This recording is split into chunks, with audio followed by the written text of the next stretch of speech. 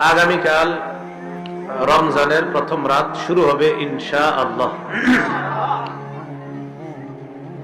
তো রমজান মাস শুরু করতে রাসূল সাল্লাল্লাহু আলাইহি সাল্লাম বলেছেন এইভাবে, قال رسول الله صلى الله عليه وسلم إذا رأيتم الهلال فصوموا فإذا رأيتموه فافطروا।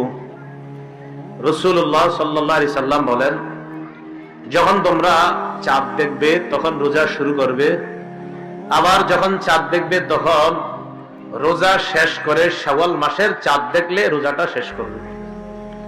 তো চাঁদ দেখে রোজা শুরু করা, আবার শাওয়াল মাসের চাঁদ দেখে রোজা শেষ করা। ফাইন গুম্মা আলাইকুম ফাসুমু সালাসিনা ওয়া ফি রিওয়ায়া ফাকমিলু সালাসিন।